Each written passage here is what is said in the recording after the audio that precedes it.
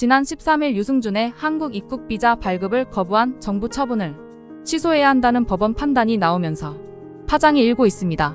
오늘 토마토픽에서는 이른바 유승준 사건을 팩트체크와 함께 총 정리해드리겠습니다. 서울고법은 지난 13일 유승준이 주 로스앤젤레스 총영사를 상대로 낸 항소심에서 1심을 뒤집고 유승준의 손을 들어줬습니다. 재판부는 재외동포법상 38세가 넘었다면 체류 자격을 부여해야 한다고 밝혔습니다. 또 병역 규정이 아닌 일반 규정을 들어 거부하려면 병역 기피 행위와는 별도의 행위와 상황이 없다고도 했습니다. 유승준의 나이가 46세로 재외동포법에 따라 체류 자격이 충분하고 유승준이 병역 기피를 독려하는 등 실제로 대한민국 이익을 저해할 행위를 하지 않았다고 본 겁니다. 지금까지 있었던 유승준 재판 과정에 대해 살펴보겠습니다. 유승준은 2002년 입대를 앞두고 돌연 미국 시민권을 취득해 입국이 금지됐는데요. 유승준은 재외동포법 9법상 병역 기피 목적으로 국적을 상실해도 입영 의무가 면제되는 38세가 된 시점인 2015년 F4 비자를 신청했습니다. 이를 법무부 등이 거부하자 유승준 측이 LA 총영사관을 상대로 사증 발급 거부 취소 소송을 제기했는데요. 당시 1, 2심 재판부는 유승준이 입국할 경우 국군 장병의 사기가 저하되고 병역 기피 풍조가 만연될 우려가 있다면서 정부의 손을 들어줬습니다. 그런데 대법원에서 이 판결이 뒤집혔습니다. 대법원은 LA 총영사관이 재량권을 행사하지 않고 단지 과거 법무부가 입국 금지했다는 이유만으로 비자 발급을 거부한 것은 옳지 않다고 봤는데요. 대법원 판결 이후 유승준은 LA 총영사관에 다시 비자를 신청했고 LA 총영사관은 대법원 판결대로 재량권을 발의해 거부했습니다.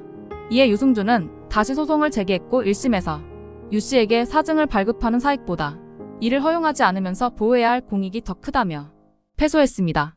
유승준이 F4 비자를 받기 위해 이렇게 소송하는 이유는 무엇일까요? 일각에서는 유승준이 영리활동과 탈세를 위해 재외동포 비자인 F4 비자를 신청했다는 주장이 나옵니다. 전문가들은 유승준이 어떤 경우라도 현재 상태보다 세금을 더 적게 낼 수 있는 방법은 없다고 주장합니다. 두 번째로 영리활동을 위해 굳이 F4 비자를 신청한 것이 아니냐는 건데요. 재외동포 신분인 유승준이 유학비자나 투자비자 같은 특별한 방문 목적이 있지 않는 한 재외동포 비자인 F4 비자를 신청하는 게 가장 정상적입니다.